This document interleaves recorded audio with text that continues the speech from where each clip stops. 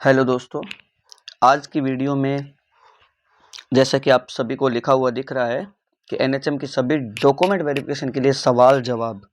तो आज की वीडियो में मैं बात करने वाला हूं कि मैंने बहुत से वैसे वीडियो बनाए हैं, तो कई स्टूडेंट के कमेंट आ रहे हैं कि कोई कुछ पूछ रहा है, कोई कुछ पूछ रहा है। तो मैंने सोचा है कि एक ही वीडियो के अंदर आपके लगभग मेन जो जितने सारे सवाल हैं उनका जवाब एक ही वीडियो में मैं बता पाऊँ, उसलिए मैंने आज वीडियो बनाया है। तो सबसे पहले तो आप सभी लोगों को बहुत बधाई जो एनएचएम की वैकेंसी में पास आउट हुए हैं और जो डॉक्यूमेंट वेरिफिकेशन के लिए जा रहे हैं, सभी को मैं बधाई देता हूं। और जितना जल्दी हो सके उतना जल्दी डॉक्यूमेंट वेरिफिकेशन अच्छे से करवाएं, ताकि जल्दी से जल्दी हमारी जो है फाइनल लिस्ट जारी हो और रोजगार मेले के दौरान सभी को नियुक्ति पत्र बांटे जाएंगे, ये राजस्थान सरकार ने बोला है। तो सबसे पहले मैं एक एक करके सभी सवालों के आपको जवाब बता देता हूं। सबसे पहले जो एक बच्चे ने मुझसे पूछा कि जिनका रजिस्ट्रेशन बाहर का है, मतलब कि उनके लिए क्या कुछ है, तो मैं बता दूं कि सबसे पहले जब ये वैकेंसी खुली थी उसमें साफ शब्दों में लिखा था कि राजस्थान का रजिस्ट्रेशन सर्टिफिकेट होना चाहिए। जिसका रजिस्ट्रेशन बाहर का होगा उसको जर्नल में ही माना जाएगा। अगर आप जर्नल में पास आउट हो रहे हैं तो आपका रजिस्ट्रेशन भले ही बाहर का हो वो भी एक्सेप्ट किया जाएगा।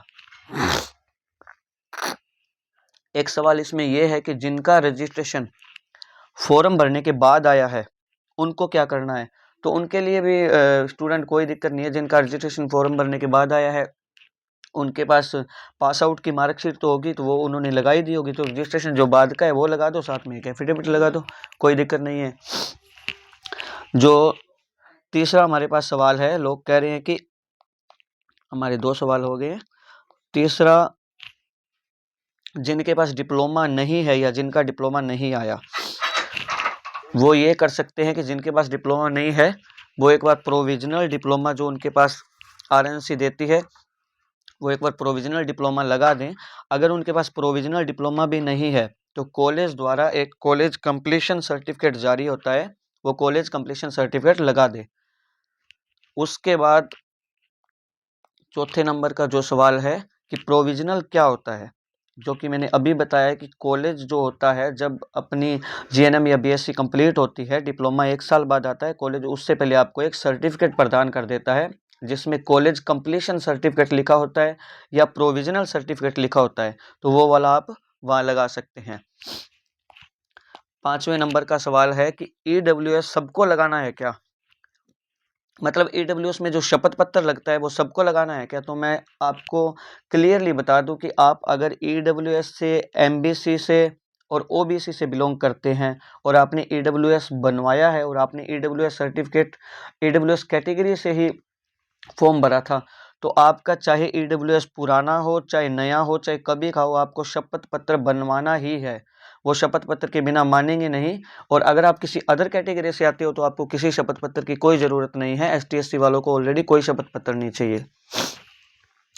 अब छठे नंबर का सवाल है कि ईडब्ल्यूएस जो ओबीसी एमबीसी वालों के लिए ईडब्ल्यूएस वालों के जो शपथ पत्र है उसमें डेट क्या लिखनी है।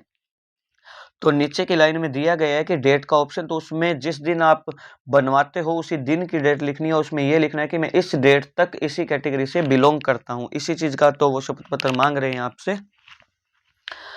7वें नंबर का जो सवाल है वो कह रहे हैं कि जो 10वीं 12वीं की मार्कशीट है उसकी जो दोनों साइड की फोटोकॉपी चाहिए वो एक ही पेज पर निकलवाएं या अलग अलग।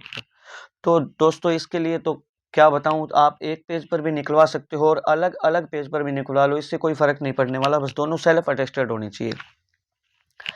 8वां सवाल है कि आय प्रमाण पत्र चाहिए या नहीं चाहिए। तो दोस्तों अगर आपने फॉर्म भरते टाइम आय प्रमाण पत्र का कोई आय का उल्लेख किया था 2.5 लाख से कम का, तो आप इनकम सर्टिफिकेट लगा भी सकते हैं। वैसे इनकम सर्टिफिकेट किसी से नहीं मांगा जा रहा, न भी लगाएंगे तो भी उसमें काम आपका चल जाएगा। उसके बाद 9वें नंबर का सवाल है कि जो शपथ पत्र सारे बनवाने हैं वो सिंपल बनवाएं या स्टाम्प पेपर पे बनवाएं। तो सभी शपथ पत्र स्टाम्प पेपर ही बनवाने हैं। 50 रुपये का स्टाम्प पेपर सभी शपथ पत्र के लिए वैलिड होता है। तो 50 के स्टाम्प पर आप सभी शपथ पत्र बनवा सकते हैं। उसके बाद जो 10th नंबर का हमारा जो सवाल रहेगा वो ये रहेगा कि टीएसपी सर्टिफिकेट, जिन्होंने टीएसपी क्षेत्र से फॉर्म भरा था उनके लिए टीएसपी एक सर्टिफिकेट होता है, उनके पास टीएसपी सर्टिफिकेट होना बहुत ज़रूरी है, उसके बिना काम नहीं चलेगा, तो वो जल्दी से जल्दी बनवा लें।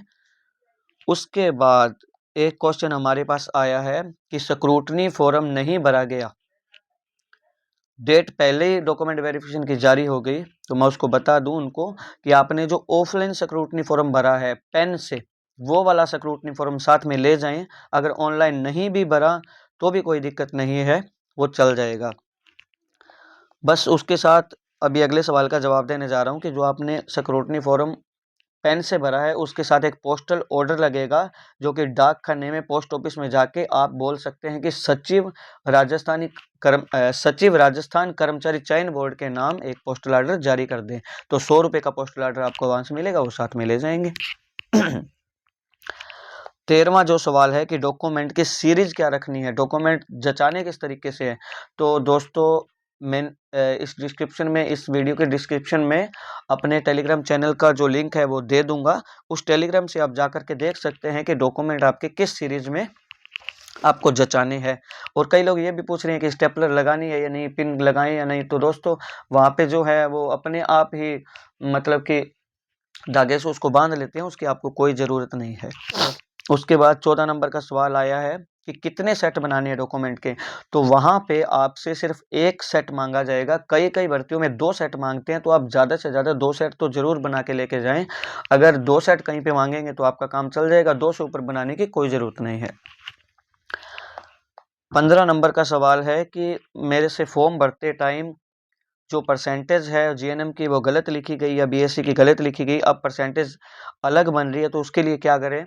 पहली बात तो दोस्तों वो किसी प्रकार के परसेंटेज वहाँ चेक नहीं कर रहे। मेरी खुद की परसेंटेज गलत थी, मैं कोई एफिडेविट नहीं ले गया, उन्होंने परसेंटेज चेक ही नहीं की, बस ओरिजिनल मार्कशीट देखते हैं रखते हैं। अगर फिर भी आप एक शपथ पत्र बनवाना चाहते हैं तो एक 50 रुपये के स्टाम्प पर आप बनवा सकते हैं, ताकि वहाँ जाने के बाद आपको कोई दिक्कत नहीं आए। 16 नंबर का सवाल है कि सर क्या एसटी वालों को भी शपथ पत्र चाहिएगा। तो मैंने पहले भी बताया कि जिनका selection EWS OBC MBC 3 category से हुआ है, सिर्फ उन्हीं लोगों को शपथ पत्र चाहिए, उसके बाद किसी कैटेगरी को शपथ पत्र नहीं चाहिए। 17 नंबर का सवाल कि शपथ पत्र स्टाम्प पर बनवाना है या सिंपल पेज पर। तो दोस्तों कभी भी आपको शपथ पत्र सिंपल पेज पर नहीं बनवाना है। शपथ पत्र 50 रुपये के स्टाम्प पर बनेगा, उसके बाद नोटेरी अटेस्टेड करेगा, तभी शपथ पत्र माना जाएगा। सिंपल पेज पे आप कुछ भी नए बना के लेके जाएं। उसके बाद 18 नंबर का सवाल कि हमारा रजिस्ट्रेशन अभी तक नहीं आया, हमें क्या करना है। दोस्तों अगर आपका आरएनसी से रजिस्ट्रेशन नहीं आया तो आपके पास प्रोविजनल डिप्लोमा ज़रूर होगा जो आपने अप्लाई किया होगा, उसके ऊपर आपके ऑलरेडी रजिस्ट्रेशन नंबर जो होते हैं वो लिखे होते हैं, तो वो आप साथ में ले जाएं, उसी से काम चल जाएगा। और एक शपथ पत्र बनवा लें कि मेरा रजिस्ट्रेशन अभी तक नहीं आया है। 19 नंबर का सवाल ऑलरेडी मैं पहले ही बता चुका हूँ कि 100 रुपये का पोस्टल ऑर्डर कहाँ से खरीदना है। तो आपको पोस्ट ऑफिस में जाना है, डाकखाने में जाना है, डाकघर में जाना है। उसके बाद उनको बोलना है कि राजस्थान कर्मचारी चयन बोर्ड के सचिव के नाम 100 रुपये का पोस्टल ऑर्डर दे दीजिए, तो वो आपको 100 रुपये का पोस्टल ऑर्डर दे देंगे, उसको आप साथ में ले जाना है। उसके बाद इन्होंने पूछा है कि स्क्रूटनी फॉर्म जो है, 20 नंबर का सवाल है कि उस पर सील लगवानी है या नहीं। तो दोस्तों आपने जो SSOID से 10 पेज का स्क्रूटनी फॉर्म और अटेस्टेशन फॉर्म डाउनलोड किया है, उस पर किसी प्रकार का सील अटेस्टेड नहीं लगवाना है। आपके पास जो अटेस्टेशन फॉर्म पेन से भरा हुआ है, सिर्फ उसी पे ही आप सील लगवाएं किसी गैजेटेड ऑफिसर के, और उसको अटेस्टेड करवा लेंगे। उसके बाद 21 नंबर का जो सवाल है, एक बच्चे ने मुझसे पूछा है कि दहेज और धूम्रपान वाला जो सर्टिफिकेट है वो एक ही एफिडेविट में बनवा सकते हैं क्या। देखो दोस्तों इसका जवाब 2 तरीके से है कि अगर आपने शपथ पत्र एक ही एफिडेविट पे बनवा लिया है तो दोबारा से नए बनवाएं, कोई ज़रूरत नहीं है। अगर आपने अभी तक नहीं बनवाया है तो मेरा यही कहना है कि सभी शपथ पत्र अलग अलग ही बनाएं, 50 रुपये से कोई फ़र्क नहीं पड़ता। लेकिन वहाँ पे कोई भी अधिकारी बेफालतू बोल देगा कि आप और बनवा के लेके आए तो आपको परेशानी का सामना करना पड़ेगा। इसलिए सभी शपथ पत्र अलग अलग ही बनवाना है। 22 नंबर का सवाल कि सर एक्सपीरियंस सर्टिफिकेट की ज़रूरत है या नहीं। अगर आपने फॉर्म भरते टाइम एक्सपीरियंस का कोई उल्लेख किया है तो आप एक्सपीरियंस सर्टिफिकेट साथ में ले जाएं, और अगर नहीं भी है तो भी चलेगा, क्योंकि वहाँ पे उनके पास जो डॉक्यूमेंट वेरिफिकेशन की लिस्ट है उसमें एक्सपीरियंस सर्टिफिकेट का कोई कॉलम नहीं है और मांग भी नहीं रहे, किसी से नहीं मांगेंगे एक्सपीरियंस सर्टिफिकेट ला के दो, तो आप मत ले जाए तो भी चलेगा। 23 नंबर का दोस्तों जो सवाल है वो हस्तलिखित जो अपने पास पेज है उसको स्टाम्प पर बनवाना है या सिंपल पेज पर। तो दोस्तों आपको हस्तलिखित वाला स्टाम्प पेपर पर नहीं बनवाना है, उसको सिंपल पेज पर बनवाएं और उसके बाद सेल्फ अटेस्टेड कर दें। वो दोनों पैरे हैं जो लिख के एक हिंदी में इंग्लिश में सेल्फ अटेस्टेड कर दें, उसी से काम चल जाएगा। 24 नंबर का सवाल कि सर मेरा सिलेक्शन CHO में भी हो गया है और NHM में भी हो गया है, तो मैं अपना DV कैसे करवाऊं। तो आप NHM वाला भी अपना DV करवाएं, CHO वाला भी करवाएं। अगर आप दोनों में से ज़्यादा नंबर किसी एक में है तो एक ही DV करवा लें, वो आपकी इच्छा पर निर्भर करता है, आपकी मर्जी पर है, आप जो चाहते हैं वैसा करवा सकते हैं। 25 नंबर का सवाल, एक बच्चे ने मुझसे पूछा कि सर वहाँ पर कोई फ़ोटोकॉपी वगैरह की ऐसी व्यवस्था है क्या। तो दोस्तों वहाँ पर व्यवस्था सभी है, लेकिन थोड़ा दूर दूर जाना पड़ता है, पैदल जाना पड़ता है। आप ई-रिक्शा ऑटो भी ले सकते हैं वैसे तो, लेकिन वहाँ पे जो फ़ोटोकॉपी लोग कर रहे हैं, एक फ़ोटोकॉपी का 30 रुपये चार्ज करते हैं, शपथ पत्र बनाने का 200 से 250 रुपये चार्ज करते हैं और लाइन में लगना पड़ता है। तो आप किसी परेशानी से बच्चे ही, मेरा यही कहना है कि आप सभी कुछ घर से पहले से ही तैयार करके लेके जाएं। तो दोस्तों इस वीडियो में मैंने आपके मेजर 25 से ज़्यादा सवालों के जवाब देने की कोशिश की है, और आपको ये वीडियो अगर अच्छा लगे तो इसको लाइक करें और मेरे चैनल को सब्सक्राइब करें और बेल आइकन का बटन दबाएं ताकि आने वाली सभी वीडियो आपके पास पहुंचे। आगे आने वाली वीडियो में मैं इन भर्तियों के लिए रिजल्ट वगैरह का सभी वीडियो बनाऊंगा, तो आप इसको, अगर कुछ भी समझ ना आए तो आप कमेंट भी कर सकते हैं, उसका भी मैं जवाब देने की पूरी कोशिश करूँगा। और आज के लिए इतना ही दोस्तों। जय हिंद, जय भारत।